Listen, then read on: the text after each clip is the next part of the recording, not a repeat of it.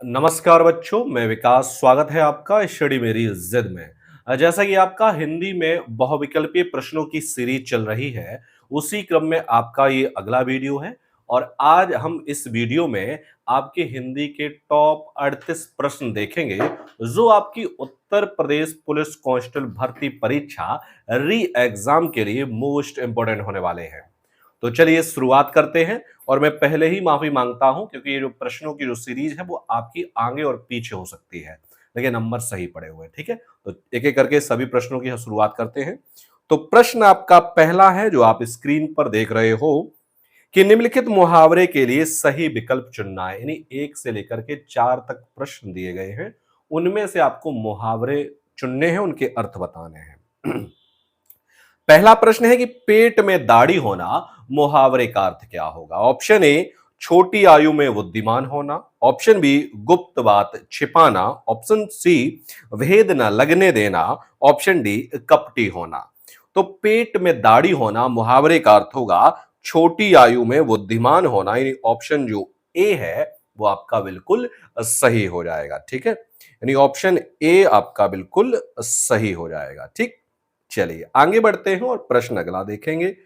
प्रश्न है आपका प्रश्न नंबर 2, कि पाप कटना मुहावरे का अर्थ क्या होगा। पाप कटना मुहावरे का अर्थ क्या होगा। ऑप्शन ए है पीछा छूटना। ऑप्शन बी, प्रायश्चित पूरा होना। ऑप्शन सी, निपटारा होना। ऑप्शन डी, सुख मिलना। तो पाप कटना मुहावरे का अर्थ हो जाएगा प्रायश्चित होना। यानी ऑप्शन जो बी है वो बिल्कुल सही हो जाएगा। इसी क्रम में आगे बढ़ते हैं। प्रश्न नंबर 3 देखेंगे कि वासों उछलना मुहावरे का अर्थ क्या होगा। ऑप्शन ए, पागल होना। ऑप्शन बी, उछल कर बहुत दूर चले जाना। ऑप्शन सी, नीचे से उछल कर ऊपर चढ़ना। ऑप्शन डी है प्रसन्न होना। तो वासों उछलना का अर्थ हो जाएगा बहुत प्रसन्न होना या प्रसन्न होना। यानी ऑप्शन जो डी है वो बिल्कुल सही हो जाएगा। अगला प्रश्न देखते हैं और प्रश्न नंबर आपका 4 देखेंगे कि भाड़ झोंकना मुहावरे का अर्थ क्या होगा। ऑप्शन ए, अनाज भूनना। ऑप्शन बी, काम बिगाड़ना। ऑप्शन सी है मामूली कमाई करना। ऑप्शन डी, व्यर्थ समय नष्ट करना। तो प्रश्न नंबर 4 जो है भाड़ झोंकना, इसका हो जाएगा व्यर्थ समय नष्ट करना। यानी ऑप्शन जो डी है या ऑप्शन 4 है वो बिल्कुल सही हो जाएगा। आगे बढ़ते हैं। प्रश्न अगला है, प्रश्न 5 और 7 से दिए गए हैं। निम्नलिखित कहावतों के लिए सही विकल्प चुनना है। प्रश्न 5 है कि एक अनार 100 बीमार के लिए सही अर्थ का चयन करना। ऑप्शन ए, किसी वस्तु की आपूर्ति समाप्त होना। ऑप्शन बी, महामारी के दिनों में दवाओं की कमी। ऑप्शन सी है किसी वस्तु की पूर्ति कम किंतु मांग अधिक। ऑप्शन डी है एक वैद अनेक बीमार। तो प्रश्न 5 का जो आंसर है ऑप्शन सी आपका बिल्कुल सही हो जाएगा कि किसी वस्तु की पूर्ति कम किंतु मांग अधिक होना। चलिए आगे बढ़ते हैं और प्रश्न नंबर अगला देखेंगे। प्रश्न 6 है आपका कि काठ की हाड़ी चढ़े न दूजो रंग। ऑप्शन ए, एक का दूसरे पर निर्भर होना। ऑप्शन बी, किसी तरह के दायित्व का न होना। ऑप्शन सी, असामान्य की तुलना असामान्य से नहीं होना। ऑप्शन डी, कपट का फल अच्छा नहीं होता है। तो प्रश्न 6 का जो आंसर है ऑप्शन डी आपका बिल्कुल सही हो जाएगा कि कपट का फल अच्छा नहीं होता है। प्रश्न 7 है कि धोबी का कुत्ता न घर का न घाट का, कहावत का अर्थ क्या होगा। ऑप्शन ए, अतिशय लाभ की स्थिति में होना। ऑप्शन बी, कठिन कार्य को संपन्न करने वाला। ऑप्शन सी, निकृष्ट व्यक्ति को कहीं भी आदर नहीं मिलना। ऑप्शन डी, विपरीत स्थिति को झेलने वाला। तो सॉरी, धोबी का कुत्ता न घर का न घाट का, इसका हो जाएगा प्रश्न 7 का जो आंसर है ऑप्शन सी आपका बिल्कुल सही हो जाएगा। निकृष्ट व्यक्ति को कहीं भी आदर नहीं मिलता है। चलिए आगे बढ़ते हैं। प्रश्न नंबर 8 देखेंगे। 8 से 10 तक दिए गए हैं कि निम्नलिखित प्रश्न में प्रयुक्त अलंकार का भेद का चयन करना है कि इनमें से कौन सा अलंकार है। पंक्तियां हैं कि ध्वनिमय करके गिरी कंदरा, कलित कानन केल निकुंज को। ऑप्शन ए अच्छेकानुप्रास, ऑप्शन बी वृत्त्यानुप्रास, ऑप्शन सी लाटानुप्रास या ऑप्शन डी यमक अलंकार। तो इन पंक्तियों में आपका वृत्त्यानुप्रास अलंकार है, यानी ऑप्शन जो वी है वो आपका बिल्कुल सही हो जाएगा। आगे बढ़ेंगे, प्रश्न नंबर 9 देखेंगे और प्रश्न आपका 9 है कि रंभा झूमत हो कहां कुछक दिन के हेत, तुम ते केते गए और हुए हैं यही खेत। पंक्तियों में कौन सा अलंकार है? ऑप्शन ए वक्रोक्ति अलंकार, ऑप्शन बी विरोधाभास अलंकार, ऑप्शन सी लोकोक्ति अलंकार या ऑप्शन डी अनुयुक्ति अलंकार। तो इन पंक्तियों में आपका जो है अनुयुक्ति अलंकार है, यानी ऑप्शन जो डी है वो बिल्कुल सही हो जाएगा। आगे बढ़ेंगे, प्रश्न नंबर 10 है, पंक्तियां हैं कि बड़े नहुजे गुणन विन विरद बड़ाई पाए, कहत धतुर सौ कनक गहनो गड़ेयो न जाए। ऑप्शन ए अतिशोक्ति अलंकार है, ऑप्शन बी प्रतिवस्तुपना अलंकार है, ऑप्शन सी है अर्थांतरन्यास अलंकार है, ऑप्शन डी विरोधाभास अलंकार है। तो यहां पर अगर बात करूं तो यहां पर ऑप्शन जो सी है अर्थांतर न्यास अलंकार, यानी ऑप्शन जो सी है वो बिल्कुल सही हो जाएगा। प्रश्न 11 देखेंगे, अगला प्रश्न बढ़ते हैं प्रश्न नंबर 11 की तरफ। कहा गया है निम्नलिखित में से कौन सी पुस्तक रामचंद्र शुक्ल द्वारा लिखी गई है? ऑप्शन ए कविता के नए प्रतिमान, ऑप्शन बी यम गाथा, ऑप्शन सी हिंदी साहित्य का इतिहास, ऑप्शन डी निबंध संग्रह। तो रामचंद्र शुक्ल द्वारा जो पुस्तक लिखी गई है वो है हिंदी साहित्य का इतिहास। ठीक है, आगे बढ़ेंगे, प्रश्न नंबर 12 है, साधारणीकरण शब्द के आविष्कारकर्ता आचार्य का नाम क्या है? Option A Bhattanayak, option B Udbhata, option C Abhinav Gupta, option D Vaman. तो प्रश्न 12 का जो आंसर है ऑप्शन ए आपका बिल्कुल सही हो जाएगा, भट्टनायक। चलिए आगे बढ़ते हैं, प्रश्न नंबर 13 देखेंगे। प्रश्न 13 है 13 से 15 तक कि निम्नलिखित प्रत्येक प्रश्न में दी गई रचनास के रचयिता के नाम बताने हैं कि इसके रचनाकार कौन है। तो रचना है आपकी शिव शंभू के चिट्ठे के रचनाकार कौन है? Option A Babu Totaram, option B Ambika Datt Vyas, option C Keshav Das Bhatt, option D Babu Bal Mukund गुप्त। तो अगर मैं यहां पे बात करूं प्रश्न नंबर 13 की कि शिव शंभू के चिट्ठे के रचनाकार कौन है, तो यहां पर आपके बाल मुकुंद गुप्त है, ऑप्शन जो डी है वो बिल्कुल सही हो जाएगा। आगे बढ़ेंगे, प्रश्न नंबर आपका 14 है कि जहाज का पंछी के रचनाकार कौन है? Option A Agyeya, option B Ilachand Joshi, option C Amritlal Nagar या ऑप्शन डी जैनैन। तो प्रश्न 14 का जो आंसर है ऑप्शन जो वी है बिल्कुल सही हो जाएगा, इलाचंद जोशी। जहाज का पंछी के रचनाकार हैं इलाचंद जोशी। चलिए आगे बढ़ते हैं, प्रश्न 15 देखेंगे कि प्रश्न 15 है मैला आंचल के रचनाकार कौन है? तो मैला आंचल के रचनाकार ऑप्शन दिए गए हैं, option A Muktibodh, option B Shiv Prasad Mishra, option C Nagarjun, option D Phanishwar Nath Renu. तो मैला आंचल के जो रचनाकार हैं ऑप्शन डी है, यानी फणीश्वर नाथ रेणु, वो बिल्कुल सही हो जाएगा आपका। आगे बढ़ेंगे, प्रश्न नंबर 16 है कि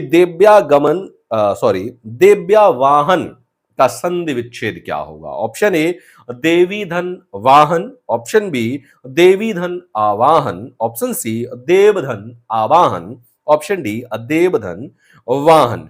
तो प्रश्न 16 का जो आंसर है ऑप्शन जो वी है कि देवी धन आवाहन देव्याहन सही हो जाएगा। अगर पूछा जाए यहां पे संधि पूछा जाए तो यहां पर आपकी एयड़श्वर संधि है। कौन सी है आपकी? एयड़श्वर संधि है। ठीक है, चलिए आगे बढ़ते हैं, प्रश्न नंबर 17 देखेंगे कि नेता का स्त्रीलिंग क्या होगा? ऑप्शन ए अनेती, ऑप्शन बी अनेत्री, ऑप्शन सी अनेता या ऑप्शन डी अभिनेता। तो प्रश्न 17 का जो आंसर है ऑप्शन जो वी है यानी नेत्री, वो बिल्कुल सही हो जाएगा। नेता का स्त्रीलिंग क्या होगा? तो नेता का हो जाएगा नेत्री, यानी ऑप्शन जो वी है वो बिल्कुल सही है। आगे बढ़ते हैं, प्रश्न नंबर 18 से 19 तक दिए गए निम्न प्रश्नों में से अशुद्ध शब्द पहचानना है कि कौन सा शब्द अशुद्ध है। ऑप्शन ए उज्जवल, ऑप्शन बी भावुकता, ऑप्शन सी सूची, ऑप्शन डी साहित्यक। तो प्रश्न 18 का जो आंसर है ऑप्शन ए ही आपका जो है वो गलत लिखा हुआ है, अशुद्ध है। उज्जवल इस तरीके से नहीं लिखा जाएगा, उज्जवल जो है वो आपका इस तरीके से लिखा जाएगा, यानी उज्जवल शब्द में दोनों ही जो जा बनेंगे वो आधे बनेंगे। ठीक है, तो यही आपकी शुद्ध वर्तनी है और आपके एग्जाम में ये वर्तनी जरूर पूछी जाती है, मोस्ट इंपॉर्टेंट है आपका। चलिए आगे बढ़ते हैं, प्रश्न नंबर 19 है दुख, सुख, आइए, स्थिति, इनमें से कौन सा अशुद्ध लिखा है। तो यही बात करूं तो ऑप्शन जो भी है वो आपका ऐसा नहीं लिखा जाएगा। सुख जो है वो आपका इस तरीके से ही लिखा जाएगा, यानी आपकी जो सुख शब्द में विसर्गे नहीं आएंगे, दुख में ही आते हैं। ठीक है, आगे बढ़ते हैं, प्रश्न नंबर 20 देखेंगे, कंगाली में आटा गीला होना का अर्थ क्या होगा। ऑप्शन ए आटे में अधिक पानी पड़ जाना, ऑप्शन बी गीला आटा खरीद लेना, ऑप्शन सी पश्चाताप करना, ऑप्शन डी गरीबी में और अधिक हानि होना। तो कंगाली में आटा गीला होने का हो जाएगा गरीबी में और अधिक हानि होना, और ऑप्शन जो डी है वो आपका बिल्कुल सही हो जाएगा। आगे बढ़ेंगे, प्रश्न नंबर 21 देखेंगे, रिक्त स्थान की पूर्ति कीजिए। यहां पर आपके उचित सर्वनाम और विशेषण दिए गए हैं, इनमें आपको रिक्त स्थान की पूर्ति करनी है, कौन सा सही भरा जाएगा। खाली जगह पहले है लड़का बहुत चालाक है, ऑप्शन ए वे, ऑप्शन बी उस, ऑप्शन सी आप, ऑप्शन डी वह।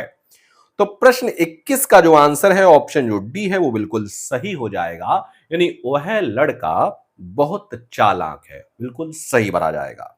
अगला प्रश्न है आपका, निम्नलिखित में से कौन सा विकल्प भविष्य काल का द्योतक है। ऑप्शन ए मुझे दिल्ली जाना है, ऑप्शन बी सोहन पढ़ाई कर रहा है, ऑप्शन डी गीता खाना पका रही है, ऑप्शन डी उसने पुस्तक दी थी। तो यहां पर अगर मैं प्रश्न 22 की बात करूं तो भविष्य काल का है मुझे दिल्ली जाना है, या मैं दिल्ली जाऊंगा, यहां पर ये भविष्य काल में आपका चला जाएगा। चलिए आगे बढ़ते हैं, प्रश्न नंबर 23 है, निम्नलिखित में से कौन सा शब्द विशेषण है। ऑप्शन ए तालव्य, ऑप्शन बी परिष्कार, ऑप्शन सी परुष, ऑप्शन डी कुटुंब।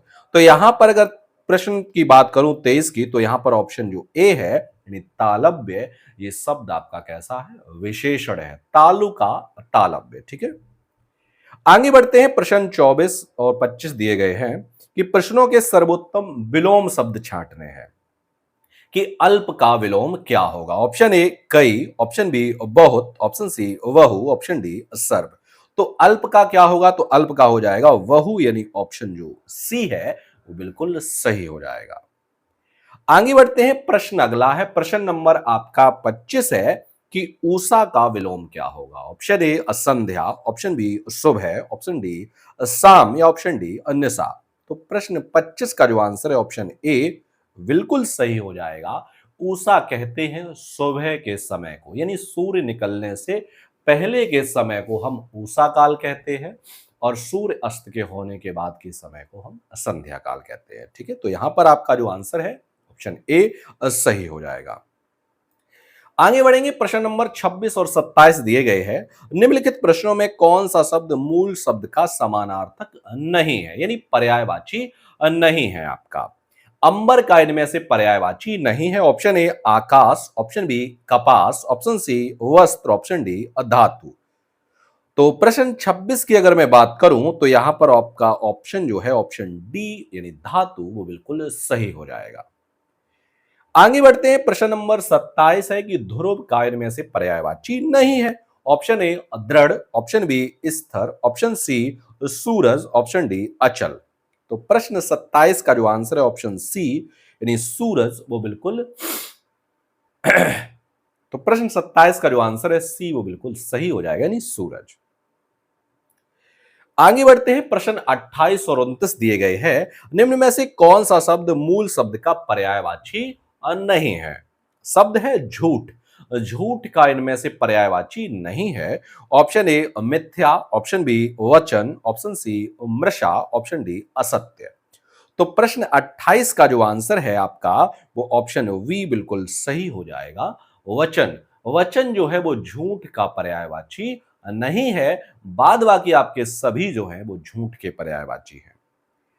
आगे बढ़ेंगे, प्रश्न नंबर 29 है कि टेढ़ा शब्द का इनमें से पर्यायवाची नहीं है। ऑप्शन ए घूमा, ऑप्शन बी वक्र, ऑप्शन सी कुटिल, ऑप्शन डी वंक।